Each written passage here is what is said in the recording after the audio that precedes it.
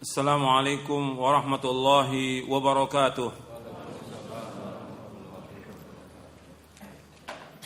Innal hamdalillah nahmaduhu wa nasta'inuhu wa nastaghfiruh wa na'udzu billahi min shururi anfusina wa min sayyiati a'malina. May yahdihillahu fala mudilla lahu wa may yudlil fala hadiya lahu. Asyhadu an la ilaha illallah wahdahu la syarika lahu وأشهد أن محمدا عبده ورسوله يا أيها الذين آمنوا اتقوا الله حق تقاته ولا تموتن إلا وأنتم مسلمون يا أيها الناس اتقوا ربكم الذي خلقكم من نفس واحدة وخلق منها زوجها وبث منهما رجالا كثيرا ونساء واتقوا الله الذي تساءلون به والأرحام إن الله كان عليكم رقيبا يا أيها الذين آمنوا اتقوا الله وقولوا قولا سديدا يصلح لكم أعمالكم ويغفر لكم ذنوبكم ومن يطع الله ورسوله فقد فاز فوزا عظيما أما بعد فإن أصدق الحديث كتاب الله وخير الهدي هدي محمد صلى الله عليه وعلى آله وسلم وشر الأمور محدثاتها وكل محدثة بدعة وكل بدعة ضلالة وكل ضلالة في النار. Ayolah ikhwah, a'azakumullah, kepada ikhwan dan akhwat jamaah kajian Nurut Tauhid yang dimuliakan oleh Allah Ta'ala, dan kepada seluruh pemirsa TV Roja dan pendengar Radio Roja yang mudah-mudahan dirahmati oleh Allah Ta'ala. Alhamdulillah, kita bersyukur kepada Allah Subhanahu Wa Ta'ala atas segala nikmat yang Allah karuniakan kepada kita, nikmat Islam, nikmat iman, nikmat sehat, nikmat afiah, nikmat dijauhkan oleh Allah dari berbagai macam malapetaka, nikmat diberikan hidayah di atas Islam dan sunnah, nikmat diberikan oleh Allah Taala taufik untuk selalu dan senantiasa menuntut ilmu syar'i. Kita bersyukur kepada Allah atas semua itu, dan kita berusaha untuk terus belajar mengkaji Quran dan sunnah ala fahmi salaf, karena ini merupakan kewajiban atas setiap muslim dan muslimah. Kita harus berusaha terus untuk menuntut ilmu syar'i, karena menuntut ilmu syar'i merupakan jalan menuju sorga. Yang harus kita perhatikan bahwa menuntut ilmu itu wajib. Bertambahnya iman kita, bertambahnya ketaatan kita kepada Allah, bertambahnya juga amal-amal kita, yaitu dengan kita menuntut ilmu syar'i. Maka kita wajib untuk terus dan selalu menuntut ilmu syar'i sampai kita diwafatkan oleh Allah SWT. Karena ini merupakan kewajiban dan juga merupakan jalan menuju surga. Kewajiban karena Nabi bersabda SAW, talabul ilmi faridatun ala kulli muslimin. Menuntut ilmu itu wajib atas setiap muslim. Dan jalan menuju surga, Nabi bersabda SAW, wa man salaka tariqan yaltamisu fihi ilman sahhalallahu lahu bi tariqan al-jannah. Barang siapa yang berjalan untuk menuntut ilmu, maka Allah mudahkan jalannya ke surga. Ikhwan fiddin, a'azakumullah, kepada ikhwan dan akhwat dan kepada seluruh pemirsa TV Roja dan pendengar Radio Roja yang dimuliakan oleh Allah Ta'ala, kita akan lanjutkan kajian kita dari buku Syarah Aqidah Ahlussunnah wal Jamaah. Kita masuk poin yang terakhir. Pada hari ini kita masuk poin yang terakhir, poin yang ke-84. Dan nanti setelah kitab ini selesai, kita akan lanjutkan dengan kitab syarah kitab Tauhid, insyaallah. Poin yang ke-84 tentang syarat dan kaidah dalam dakwah mengajak manusia kepada agama Islam yang benar. Jadi syarat dan kaidah dalam dakwah mengajak manusia kepada agama Islam yang benar. Sebelum saya bacakan ini, yang perlu antum ketahui bahwa asas dakwah para anbiya wa rasul, asas dakwah para nabi dan rasul alaihi wassalatu wassalam, semuanya itu ada 3 asas yang mereka dakwahkan. Yang pertama yaitu mengajak manusia untuk mentauhidkan Allah Subhanahu wa taala.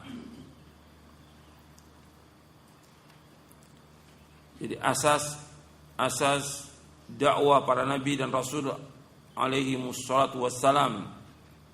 Yang pertama yaitu at-tauhid, yaitu mengajak manusia untuk mentauhidkan Allah. Dan kamu bisa lihat dari setiap surah di dalam Al-Quran bagaimana para anbiya wa rasul mengajak manusia untuk mentauhidkan Allah. Mereka mulai dakwanya dengan tauhid dan mereka akhiri dakwanya dengan tauhid. Kemudian yang kedua yaitu an-nubuwah, menjelaskan tentang kenabian. Maka di antara para anbiya wa rasul alaihi wasallam diberikan oleh Allah bukti-bukti kenabian dan juga mukjizat diberikan oleh Allah Subhanahu wa taala untuk menunjukkan bahwa mereka adalah benar-benar sebagai utusan Allah Subhanahu wa taala yang diutus oleh Allah kepada umat manusia. Dan setiap umat mesti ada nabi. Setiap umat mesti ada rasul yang diutus oleh Allah Subhanahu wa taala. Bagaimana Allah berfirman, wa in min ummatin illa khala fiha nadhir. Dan tidak ada satu umat melainkan pernah diutus seorang rasul. Wa in min ummatin illa khala fiha nadhir. Dan setiap umat itu pernah diutus seorang pengancam. Karena supaya tidak ada hujah nanti di hadapan Allah pada hari kiamat. Jadi enggak ada alasan bagi manusia bahwa mereka belum diutus seorang rasul, enggak ada alasan. Bahwa rasul-rasul dan nabi-nabi sudah diutus kepada mereka. Dan sudah mengingatkan mereka tentang wajibnya beribadah kepada Allah, tentang wajibnya mentauhidkan Allah SWT, menjauhkan segala macam perbuatan syirik. Yang ketiga al-ma'ad.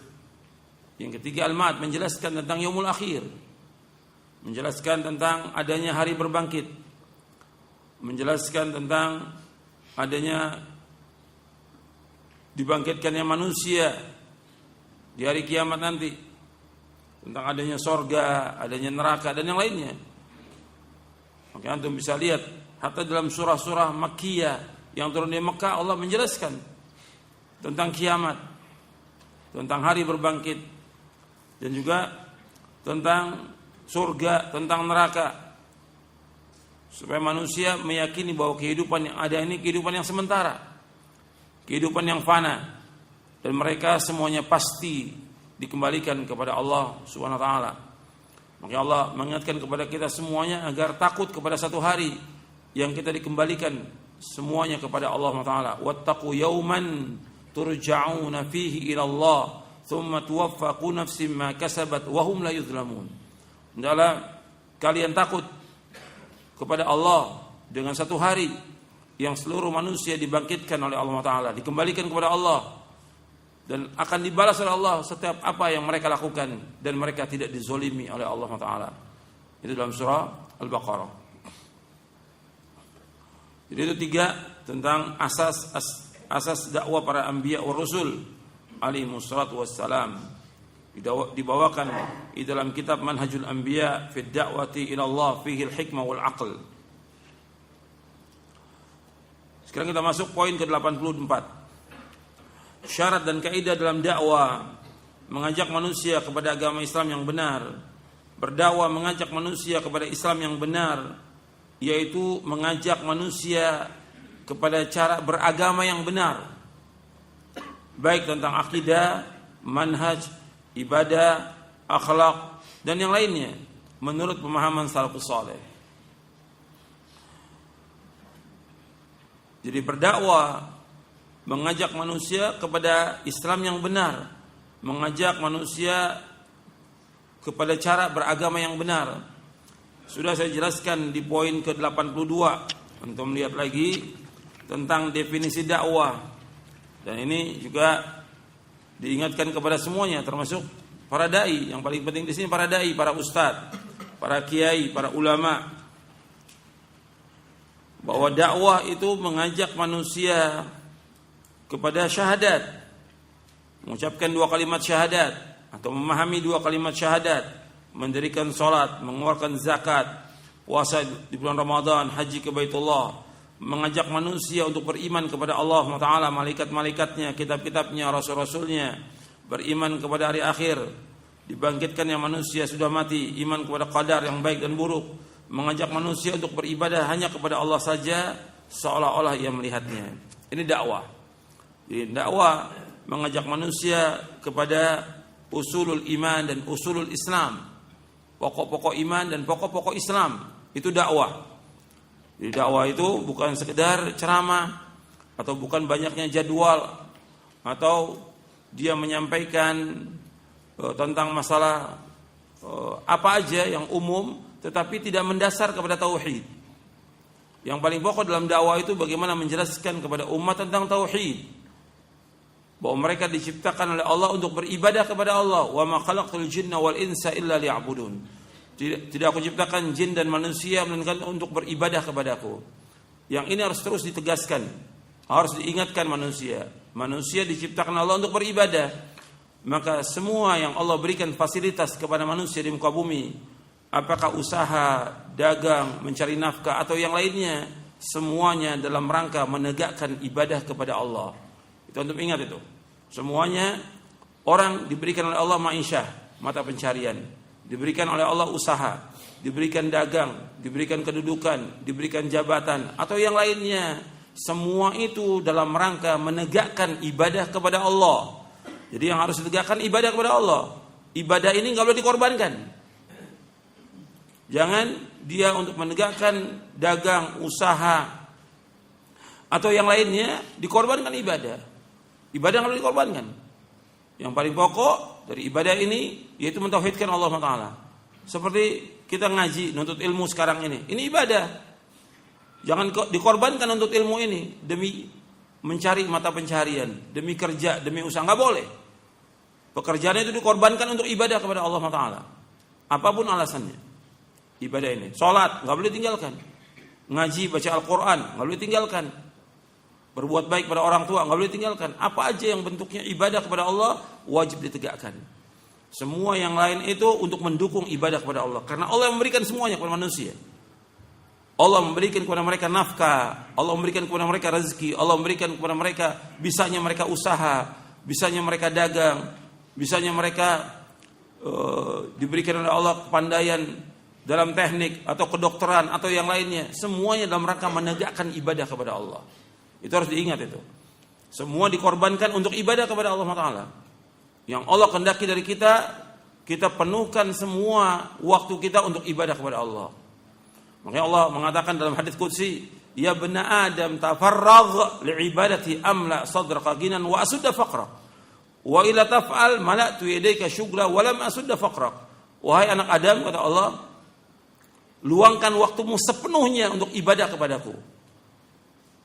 Aku akan cukupkan dadamu dan aku akan tutupi kefakiranmu. Aku akan tutupi kefakiranmu.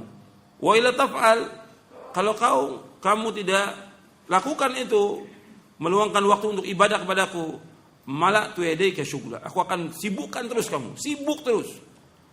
Walam asudda faqrak, dan aku tidak akan tutup kefakiranmu. Hadis ini sahih. Jadi harus kita ingat itu, bahwa kita hidup untuk ibadah kepada Allah Subhanahu wa taala. Tapi tidak meninggalkan kewajiban kita untuk mencari nafkah. Tetap usaha, dagang dan yang lainnya tetap ada, tetapi semua yang dalam rangka menegakkan ibadah kepada Allah. Kemudian ikhwan fillah, azakumullah. Dakwah ini yang harus kita perhatikan harus memenuhi 3 syarat. Yang pertama salamatul mu'taqad. Yang kedua salamatul manhaj. Yang ketiga salamatul amal. Yang pertama dakwah ini harus memenuhi 3 syarat. Untuk melihat di halaman poin kita, poin ke-84 ya. Pembahasan poin yang terakhir ke-84. Syarat dan kaidah dalam berdakwah, mengajak manusia kepada agama Islam yang benar. Dakwah ini harus memenuhi 3 syarat. Yang pertama, salamatul mu'taqad. Akidahnya harus benar orang yang berdakwah itu. Yang kedua, salamatul manhaj. Manhajnya harus benar. Yang ketiga, salamatul amal. Beramal dengan benar. Yang pertama, salamatul mu'taqad. Akidahnya benar. Maksudnya seorang dai yang berdakwah itu dia harus meyakini kebenaran akidah salaf tentang tauhid rububiyah, uluhiyah, asma wa sifat, serta semua yang berkaitan dengan masalah akidah dan iman. Ini harus benar dia. Jadi orang yang berdakwah itu akidahnya itu harus benar. Dia meyakini tentang rububiyahnya Allah Subhanahu wa taala. Allah sebagai Khalik, Allah sebagai Razik, Allah sebagai Malik, Allah sebagai Mudabbir, Allah sebagai Muhyi, Allah sebagai Mumit dan yang lainnya. Dia wajib meyakini bahwa Allah yang mencipta, Allah yang memberikan rezeki, Allah yang memiliki langit dan bumi dan seluruh isinya, Allah yang mengatur alam semesta, Allah yang menghidupkan, Allah yang mematikan. Wajib diyakini. Wajib dia meyakini dengan seyakin-yakinnya ini. Karena kaum musyrikin, mereka juga meyakini ini tentang rububiyahnya Allah. Tetapi tidak masukkan mereka ke dalam agama Islam. Orang-orang musyrikin kalau ditanya siapa yang menciptakan langit dan bumi, mereka mengakui Allah. Tapi mereka masih beribadah kepada selain Allah. Wala in sa'alta man khalaqas samawati wal arda la yaquluna Allah. Seandainya kalian tanyakan kepada mereka siapa yang menciptakan langit dan bumi, mereka katakan Allah. Dan tentang rububiyah ini ada disebutkan di buku ini di awal-awal. Nanti antum bisa lihat di sini tentang tauhid rububiyah. Kita sudah bahas ini di awal-awal di poin keempat tentang tauhid rububiyah. Jadi kita mentauhidkan Allah dengan segala apa yang dilakukan oleh Allah, baik mencipta, memberi rezeki, menghidupkan dan mematikan. Mengimani bahwa Allah adalah Raja, penguasa dan Rabb yang mengatur segala alam. Untuk rububiyah ini diakui oleh kaum musyrikin. Mereka mengakui bahwa Allah yang mencipta segala sesuatu. Mereka mengakui yang memberikan rezeki Allah. Mereka mengakui yang memiliki langit dan bumi, mengatur alam semesta Allah. Namun mereka masih menetapkan berhala-berhala yang mereka anggap sebagai penolong. Yang mereka bertawassul dengan berhala tersebut dan menjadikan mereka pemberi syafaat. Sebagaimana disebutkan dalam beberapa ayat. Makanya Allah menyebutkan tentang mereka bahwa mereka tidaklah beriman melainkan dalam keadaan berbuat syirik. Sebagaimana Allah sebutkan dalam surah Yusuf ayat 106. Dan di buku ini ada di halaman 149. Allah berfirman dalam surah Yusuf ayat 106, "Wa ma yu'minu aktsaruhum billahi illa wa hum musyrikun." Dan tidaklah sebagian besar dari mereka beriman kepada Allah melainkan mereka dalam keadaan mempersekutukan Allah dengan sesembahan-sesembahan yang lain. Sebagian ulama salaf berkata, jika kalian tanyakan kepada mereka siapa yang menciptakan langit, bumi dan gunung-gunung, mereka pasti menjawab Allah. Walaupun demikian, mereka tetap saja masih menyembah kepada selain Allah. Ini yang dikatakan bahwa ini syirik mereka. Ini disebutkan dalam tafsir Ibnu Katsir dari Ibnu Abbas, Mujahid, Ikrimah, Sya'bi, Qatadah dan yang lainnya rahimahumullah. Kebanyakan mereka tidak beriman kepada Allah, artinya tidak mentauhidkan Allah dengan tauhid rububiyah, melainkan dalam berbuat syirik. Jadi mereka mengakui rububiyah Allah tapi dalam keadaan berbuat syirik. Makanya dikatakan oleh Ibnu Qayyim rahimahullah, antum melihat di halaman 151. Kata Imam Ibnu Qayyim, seandainya keimanan kepada tauhid rububiyah saja dapat menyelamatkan, maka tentunya orang-orang musyrik telah diselamatkan. Akan tapi urusan yang amat penting dan menjadi penentu adalah keimanan kepada tauhid uluhiyah, yang merupakan pembeda antara orang-orang musyrikin dan orang-orang yang mentauhidkan Allah Ta'ala. Sebutkan oleh Ibnu Qayyim dalam kitabnya Madarijus Salikin, di juz yang pertama. Kemudian yang kedua, seorang dai itu harus memahami tentang tauhid uluhiyah. Tentang tauhid uluhiyah. Dikatakan juga tauhid al-ibadah di poin yang kelima dalam buku ini.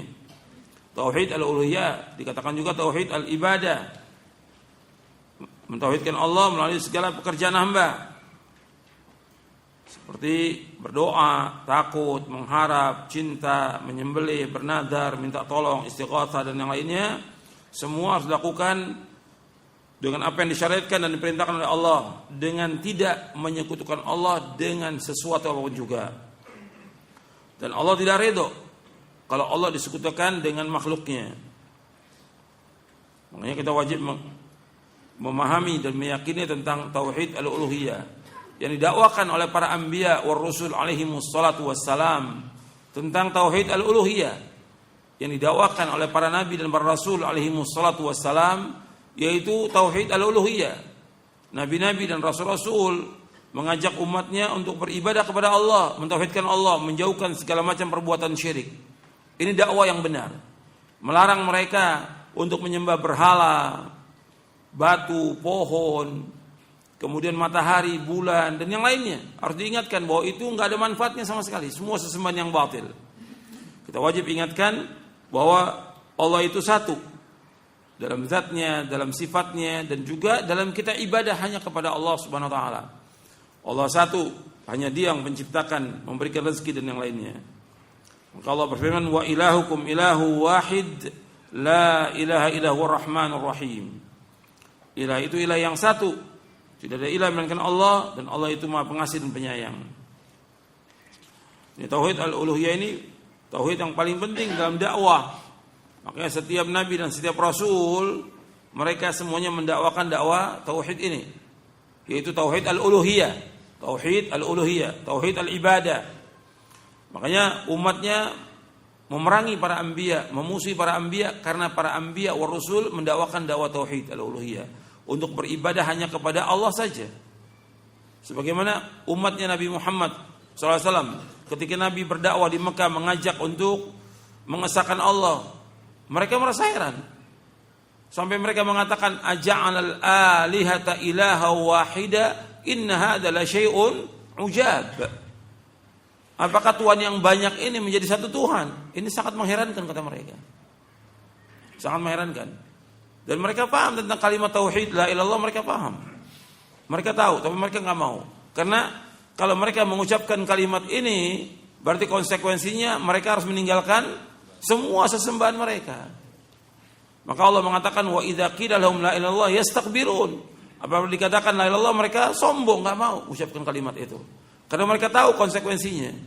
Adapun keadaan umat yang sekarang ini, sebagian dari umat Islam mengucapkan kalimat la ilaha illallah, tapi mereka tidak tahu tentang maknanya, tidak tahu tentang rukunnya, tidak tahu tentang konsekuensi dari makna la ilaha illallah.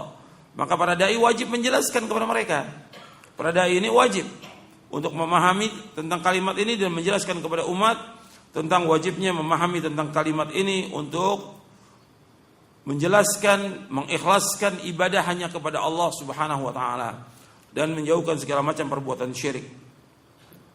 Sebagaimana Allah berfirman dalam surah An-Nahl ayat 36, "Wa laqad ba'atsna fi kulli ummatin rasulan an i'budullaha wajtanibut taghut."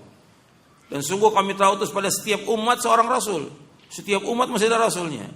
Setiap rasul dakwanya an i'budullaha, hendaklah akan beribadah hanya kepada Allah. Wajtanibut taghut, jauhkan taghut. Jadi bukan hanya mengajak umat beribadah kepada Allah saja, tapi juga wajib meninggalkan semua yang disembah selain Allah. Wajib meninggalkan semua bentuk-bentuk kesyirikan. Wajib ditinggalkan. Seperti yang sudah saya jelaskan juga pada pembahasan yang lalu tentang dakwahnya Nabi Ibrahim alaihi salatu wassalam, mengajak umat ini untuk mentauhidkan Allah dan berlepas diri dari semua berhala-berhala dan kesyirikan yang ada, itu harus berlepas diri. Kemudian yang ketiga, tauhid al-asma wa sifat. Dan kita wajib menetapkan semua nama-nama Allah dan sifat-sifatnya. Semua nama Allah semuanya indah dan semuanya sifatnya sifat yang tinggi. Kita wajib menetapkan semua nama dan semua sifat sebagaimana datangnya, sebagaimana dikatakan oleh para ulama salaf. Seperti Al-Walid bin Muslim pernah bertanya kepada Imam Malik bin Anas, Al-Auza'i, Al-Laits bin Sa'ad, Sufyan Ats-Tsauri tentang sifat-sifat Allah. Mereka semua menjawab, amirruha kama ja'at bila kayf. Perlakukan sifat-sifat Allah secara apa adanya. Jangan kau persoalkan, jangan engkau tanyakan tentang bagaimana sifat itu. Ini di poin yang ke-6. Di buku ini poin yang ke-6. Artinya kita wajib menetapkan semua nama-nama Allah yang tercantum dalam Al-Quran maupun tercantum dalam hadis Nabi yang sahih. Kita wajib menetapkan semua nama-nama sifat Allah. Kemudian yang harus diperhatikan lagi, tidak boleh kita mengingkari nama-nama itu. Tidak boleh mengingkari sifat-sifat Allah, nggak boleh. Kita wajib menetapkan semuanya, enggak boleh kita mengingkari. Enggak boleh kita menanyakan tentang bagaimana sifat Allah, enggak boleh. Enggak boleh juga kita menyamakan Allah dengan makhluknya, enggak boleh. Laisa kamitslihi syai'un wa huwas samiul basir. Enggak ada satupun yang sama dengan Allah, dan Allah itu Maha mendengar, Allah itu Maha melihat. Kita wajib menetapkan semuanya. Seperti kita menetapkan, Allah menetapkan Al-Quran bahwa Allah mempunyai sifat ulu, Maha tinggi Allah. Allah bersemayam di atas arsy, wajib kita tetapkan. Wajib kita tetapkan. Yang harus kita ingat, enggak boleh kita mengingkari. Enggak boleh kita menyamakan Allah dengan makhluknya. Enggak boleh kita menanyakan tentang bagaimana sifat Allah itu, bagaimana Allah bersemayam, enggak boleh. Jadi kita wajib menetapkan, enggak boleh menanyakan. Seperti umpamanya ditetapkan tentang Allah mempunyai wajah, mempunyai kaki atau yang lainnya. Enggak boleh kita menanyakan tentang bagaimana sifat Allah, enggak boleh. Jadi enggak boleh kita mengingkari, enggak boleh kita mentakwil, artinya memalingkan dari makna yang sebenarnya kepada makna yang lain, enggak boleh. Enggak boleh menanyakan tentang bagaimana sifat Allah, tidak boleh juga menyamakan Allah dengan makhluknya. Ini kaidah-kaidah tentang asma wa sifat sudah kita bahas di awal-awal poin yang ke-6 dalam pembahasan kita syarah akidah Ahlussunnah wal Jamaah. Nanti Anda bisa lihat lagi bahwa kita wajib menetapkan semua nama dan sifat Allah. Tidak boleh kita mengingkari, tidak boleh kita mentakwil, tidak boleh kita menyamakan Allah dengan makhluknya, tidak boleh kita menanyakan tentang kaifiat sifat Allah, tidak boleh. Dan kita wajib mensucikan Allah dari semua nama dan sifat yang kurang. Dan kita wajib mensucikan Allah dari semua nama dan sifat yang kurang. Seperti apa sifat-sifat yang kurang yang wajib kita sucikan dari Allah? Seperti Allah mempunyai istri, Allah mempunyai bapak, Allah mempunyai anak. Wajib kita nafikan, wajib kita ingkari itu. Kita wajib sucikan Allah, sebab Allah mengatakan dalam Al-Quran, lam yalid wa lam yulad. Allah tidak melahirkan dan tidak dilahirkan. Begitu juga tentang sifat ngantuk, tidur.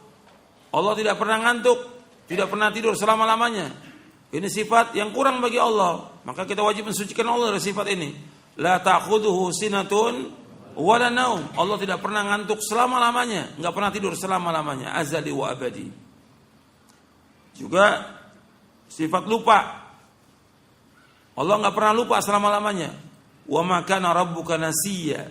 Dan Allah enggak pernah lupa. Allah tidak pernah lemah, tidak pernah capek, tidak pernah lelah. Wa ma massana min lughub. Dan kami enggak pernah capek, enggak pernah lelah, enggak pernah letih. Dan yang lainnya. Allah Maha hidup dengan kehidupan yang sempurna subhanahu wa ta'ala. Makanya para anbiya wa rasul alaihi wassalatu wassalam mengatakan sebagaimana Allah berfirman, subhana rabbika rabbil izzati amma yasifun wa salamun 'alal mursalin walhamdulillahi rabbil alamin. Maha suci Rabbmu, Rabb yang maha perkasa dari sifat yang mereka katakan itu. Dan selamat sejahtera bagi para rasul dan segala puji bagi Allah Rabb seluruh alam. Jadi Allah SWT ini dalam surah As-Saffat, dalam surah As-Saffat surah 37 ayat 180 sampai 182, Allah Azza wa Jalla, Allah SWT dalam ayat ini mensucikan dirinya dari apa yang disifatkan untuknya oleh penentang-penentang para rasulnya. Kemudian Allah SWT melimpahkan salam sejahtera kepada para rasul karena bersihnya perkataan mereka dari hal-hal yang mengurangi dan menodai keagungan sifat Allah Subhanahu wa ta'ala. Dan di buku ini juga sudah dibahas tentang kaidah-kaidah tentang sifat-sifat Allah.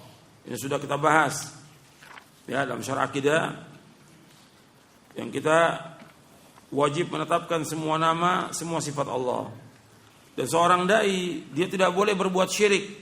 Ini berkaitan dengan salamatul akidah, ini harus selamat, salamatul mu'taqad. Enggak boleh berbuat syirik. Bab syirik ini merupakan dosa besar yang paling besar. Seandainya seorang dai itu berbuat maksiat, dosa yang besar sudah cacat dalam dakwahnya, apalagi berbuat syirik. Karena syirik merupakan dosa besar yang paling besar, kemungkaran yang paling mungkar, maksiat yang paling maksiat, dan kezaliman yang paling zalim.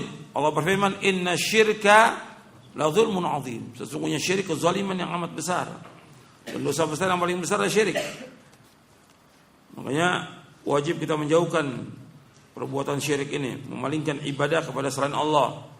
Tapi masih ada atau dai atau kiai atau ustadz yang masih mengajak orang kepada kesyirikan, seperti mengajak orang berdoa atau memohon kepada orang-orang yang sudah mati, atau minta syafaat kepada mereka,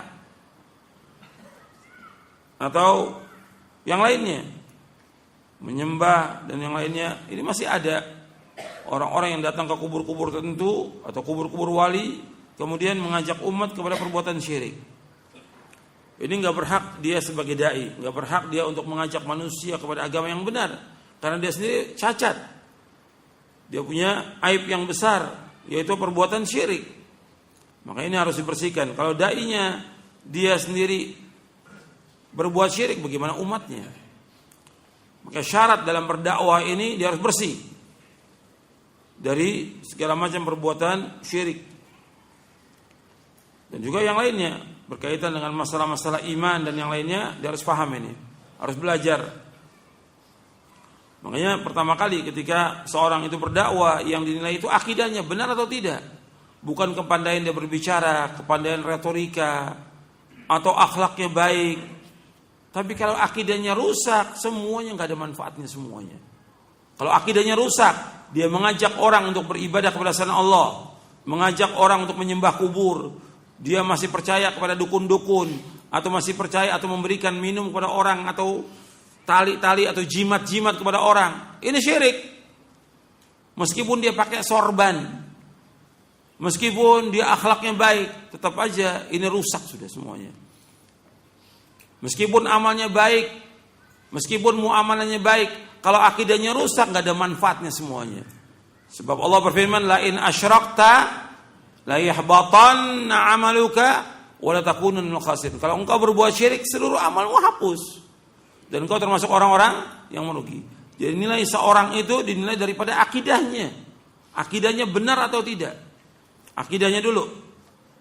Itu yang pertama kali, penilaian orang itu terhadap dai itu akidahnya benar atau tidak dia. Dia punya keyakinan atau kepercayaan yang syirik atau tidak. Sebab ada juga orang-orang yang punya keyakinan atau kepercayaan yang enggak benar.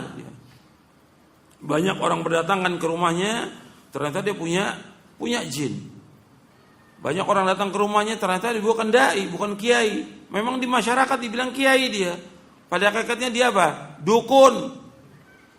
Kalau udah dukun nggak bisa untuk berdakwah, justru dia merusak umat. Meskipun dia pakai sorban atau yang lainnya, dia lihat akidahnya benar atau tidak. Begitu juga yang lainnya. Ini kaitan dengan rububiyah, uluhiyah, asma, wa sifat juga dilihat nanti. Bagaimana dia? Begitu juga masalah-masalah akidah yang lain dan juga masalah-masalah iman. Kemudian yang kedua, salamatul manhaj. Manhajnya harus benar ini.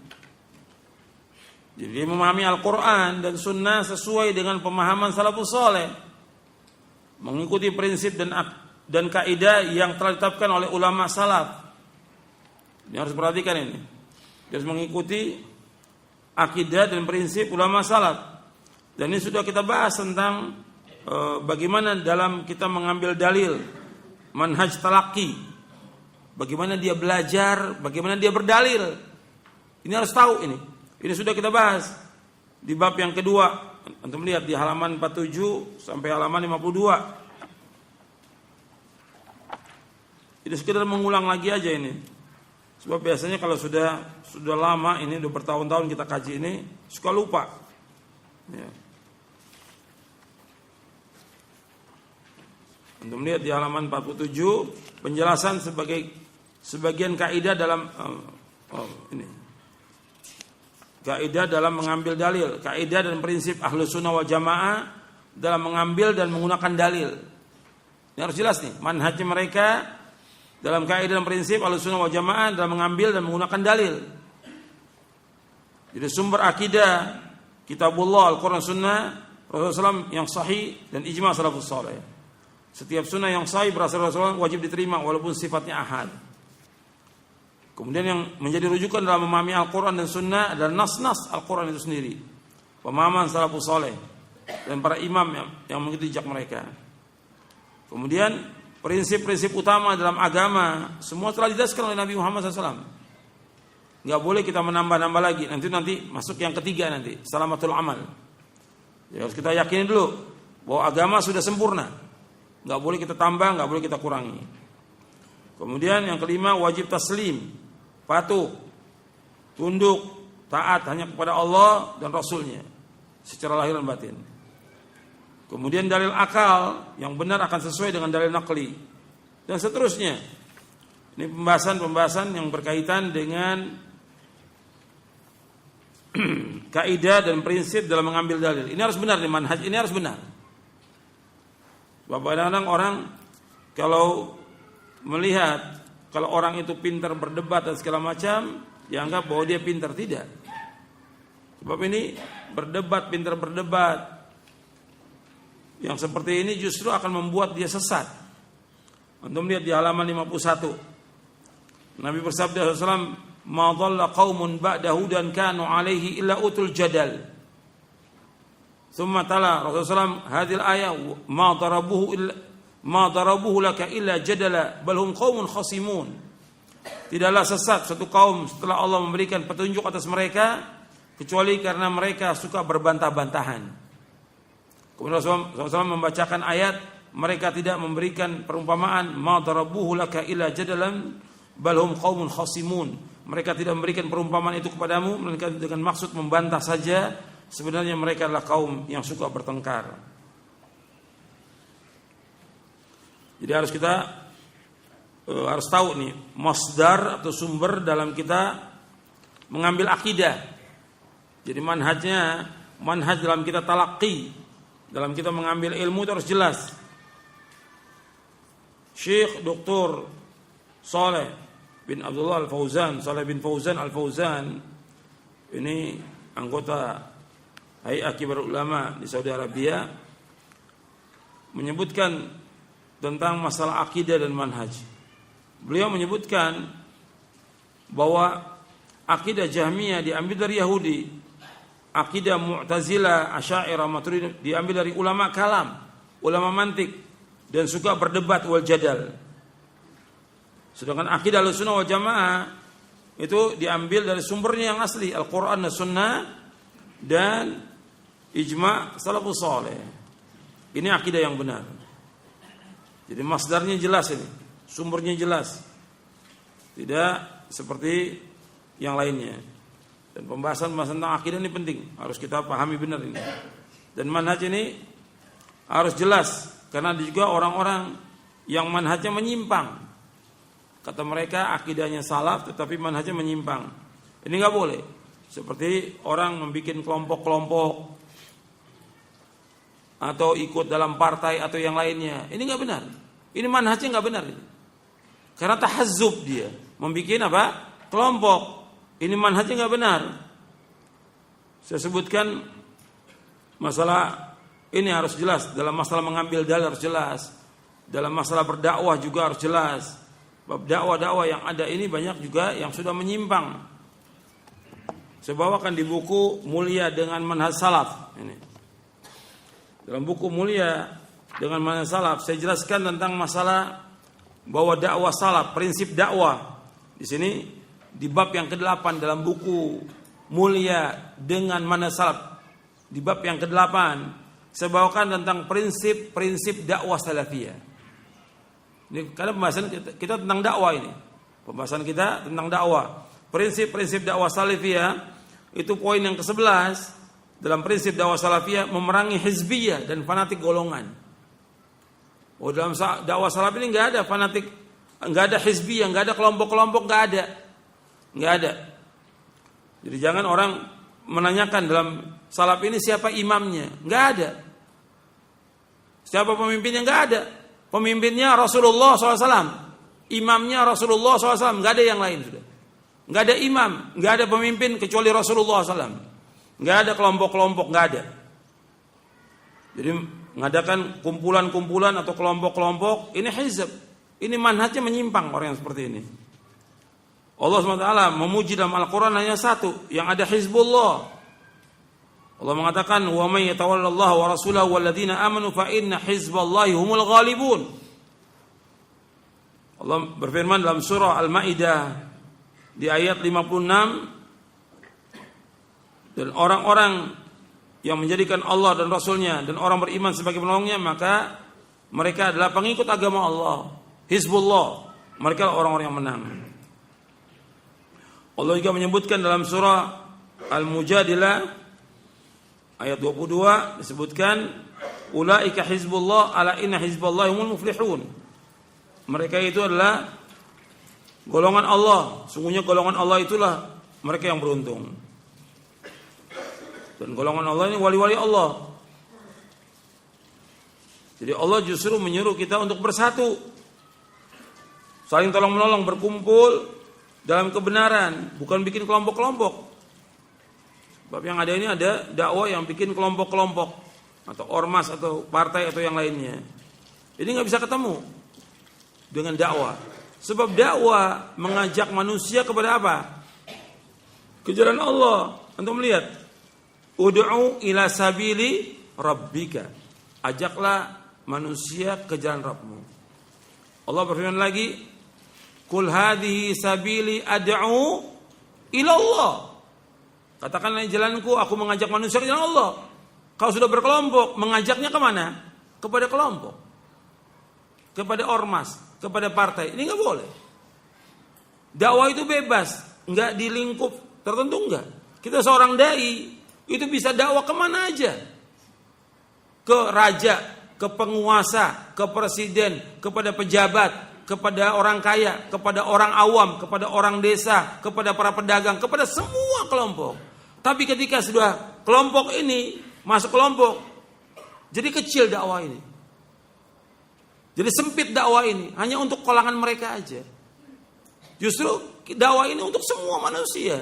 Sebab Nabi diutus oleh Allah, wa ma arsalnaka illa rahmatan lil alamin. Kami tidak utus Muhammad melainkan sebagai rahmat bagi sekalian alam. Bukan disempitkan dengan kelompok, bukan. Enggak boleh bikin kelompok-kelompok yang akan merusak dakwah ini. Maka disuruh kita untuk berpegang dengan tali Allah semuanya, wala tafarraqu wa'tasimu bihablillahi jami'an wala tafarraqu.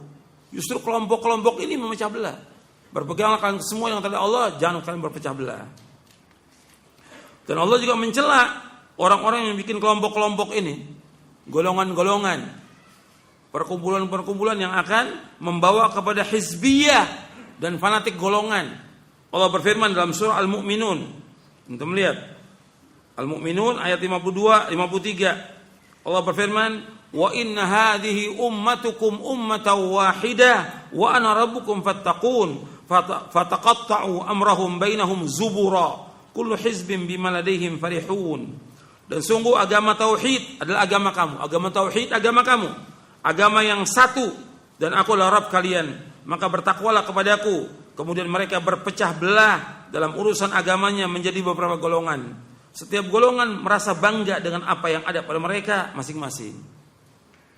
Surah Al-Mu'minun, surah 23 ayat 52 dan 53. Kemudian juga Allah berfirman dalam surah Ar-Rum, surah Ar-Rum ayat 31 32. Wala takunu minal musyrikin minal ladzina farraqu dinahum wa kanu syi'a kullu hizbin bima ladaihim farihun.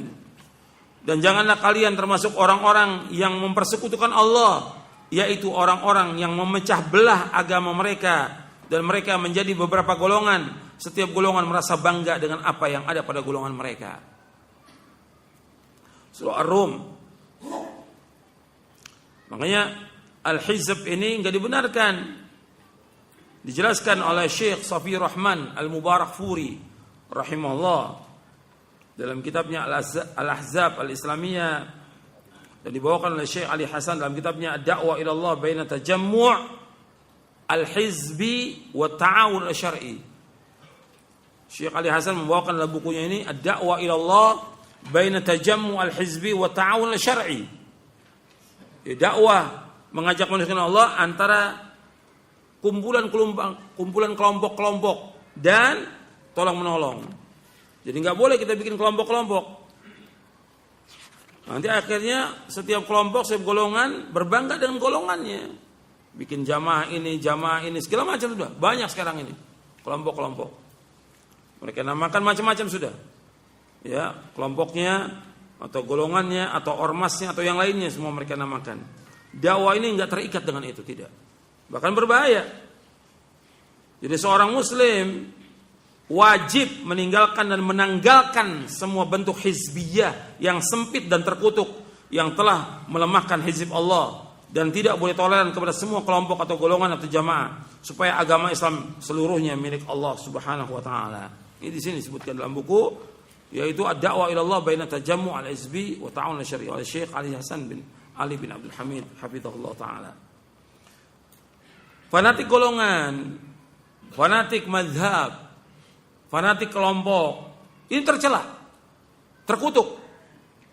Dijelaskan oleh Syekhul Islam Ibn Taimiyah di dalam Majmu' Fatawanya.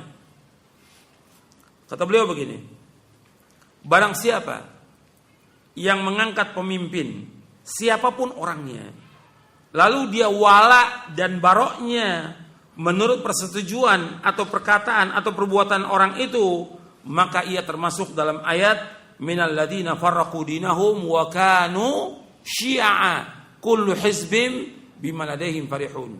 Dalam surah Ar-Rum ya, ayat 32 tadi, bahwa dia termasuk demikian. Ini disebutkan oleh Syekhul Islam Ibn Taimiyah dalam Majmu' Fatawa juz yang ke-20. Beliau juga mengatakan, ini juz yang 20 di halaman 8. Dalam Majmu' Fatawa di juz yang lain, juz yang ke-28, beliau mengatakan begini, barang siapa bergabung atau berjanji setia bersama orang-orang tertentu untuk memberikan loyalitas kepada orang-orang yang loyal kepadanya dan memusuhi orang yang memusuhinya, maka ia serupa dengan bangsa Tartar yang berperang di jalan syaitan, dan yang berarti ia bukan termasuk dalam berjuang di jalan Allah. Tidak pula termasuk dari tentara kaum muslimin. Orang-orang yang seperti ini, mereka tidak pantas menjadi tentara kaum muslimin, bahkan mereka lebih pantas menjadi bala tentara syaitan. Ini dalam juz 28. Dan seterusnya beliau juga membawakan di sini tentang tidak bolehnya mengangkat golongan-golongan dan yang lainnya atau pemimpin yang dia wala dan barok kepadanya. Bahkan ini akan membawa perpecahan di tengah-tengah kaum muslimin. Ini berkaitan dengan manhaj. Begitu juga berkaitan dengan manhaj ini, enggak boleh kita dalam dakwah ini bergabung dengan ahlul bidah, enggak boleh. Dengan ahlul syirik, ahlul bidah enggak bisa bergabung kita. Enggak bisa kumpul bersama, dakwah bersama enggak bisa. Karena kalau berkumpul berarti manhajnya enggak benar. Di sini kalau udah bisa berkumpul dengan kelompok-kelompok tertentu, maka tidak ada lagi apa di situ? Amar ma'ruf, nahi mungkar, enggak ada lagi. Antum lihat, perhatikan, ketika Allah menyuruh kita untuk bersatu di atas kebenaran, tidak boleh berpecah belah. Selanjutnya, ayat selanjutnya Allah menyuruh kita untuk apa? Untuk apa? Ingkarul mungkar. Antum lihat dalam surah Ali Imran, supaya antum paham, ini berkaitan dengan manhaj, ini harus paham betul ini, terutama para dai. Antum lihat di ayat 103 di surah Ali Imran. Saya enggak bacakan semuanya. Di awalnya aja antum lihat. Di surah Ali Imran ayat 102, di ayat 103, afwan, ayat 103. Setelah Allah berfirman wa'tasimu bihablil jami'a wa la tafarraqu. Hendaklah kalian bersatu dengan tali Allah. Artinya hendaklah kalian semuanya berpegang dengan tali Allah, semuanya, jangan berpecah belah. Kemudian di ayat 104-nya Allah berfirman wa takum minkum ummatun yad'una ilal khairi wa ya'muruna bil ma'ruf wa yanhauna 'anil munkar wa ulaika humul muflihun. Dan hendaknya ada di antara kalian umat yang mengajak kepada kebaikan, menyuruh yang ma'ruf, mencegah yang mungkar, dan mereka orang-orang yang sukses, orang yang menang. Jadi harus ada dalam perkumpulan itu amar ma'ruf nahi munkar. Enggak boleh kita membiarkan kemungkaran mereka, enggak boleh kita membiarkan kesyirikan mereka, enggak boleh kita membiarkan bid'ah mereka yang mereka lakukan, enggak boleh. Harus tegas sebagaimana yang ditegaskan oleh para ulama salaf. Antum bisa lihat bagaimana tentang prinsip kita dengan ahlul bidah. Enggak bisa yang namanya seorang dai yang berpegang teguh pada Quran dan Sunnah ala fahmi salaf duduk bersama ahlul bidah, enggak bisa. Enggak bisa. Karena dia wajib menegur apanya? Menegur bid'ahnya, mengingkari kemungkaran yang mereka lakukan. Kalau dia duduk bersama, berarti enggak ada ingkarul mungkar, enggak ada. Antum lihat prinsip di sini di buku ini ada pembahasan. Ini sudah kita bahas, ya, ini sekedar mengulangi aja. Di poin ke-68, tentang sikap Ahlus Sunnah terhadap Ahlul Bid'ah. Jadi ada sikap kita. Ini manhaj yang benar dalam dakwah, punya sikap kepada Ahlul Bid'ah. Enggak bisa bergabung, enggak bisa bersatu dengan Ahlul Bid'ah selama-lamanya, enggak bisa. Karena para ulama demikian, semuanya ulama. Bahkan mereka Ahlus Sunnah menjaga telinga mereka dari ucapan-ucapan batil Ahlul Bid'ah. Karena kita punya prinsip bahwa setiap bid'ah itu sesat. Jadi Ahlus Sunnah itu punya sikap terhadap Ahlul Bid'ah itu. Dan ada ayat-ayat yang menjelaskan tentang keharusan menjauhi Ahlul Bid'ah. Antum lihat di halaman 521 dalam buku ini, Syarah Aqidah Ahlus Sunnah wal Jamaah. Jadi ada ayat-ayat yang menyuruh untuk menjauhi Ahlul Bid'ah dan bagaimana penjelasan para mufassir tentang ayat-ayat ini.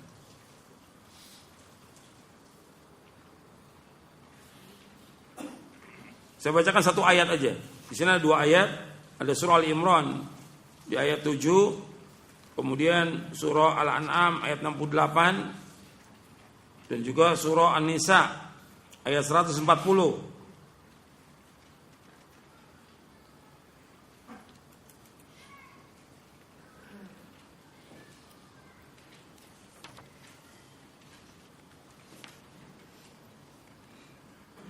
Antum lihat di surah Al-An'am ayat 68. Allah berfirman, "Wa idza ra'aital ladzina yakhuduna fi ayatina fa'arid 'anhum hatta yakhudu fi haditsin ghairi wa imma yunsiyannaka syaitanu fala taqud ba'da dzikra ma'al qaumidz zalimin." Apabila engkau Muhammad melihat orang-orang yang memperolok-olok ayat-ayat kami, maka tinggalkanlah mereka hingga mereka beralih ke pembicaraan yang lain. Dan jika syaitan benar-benar menjadikan engkau lupa akan larangan ini, setelah ingat kembali janganlah engkau duduk bersama orang-orang yang zalim. Surah Al-An'am ayat 68. Kata Imam Asy-Syaukani di dalam tafsir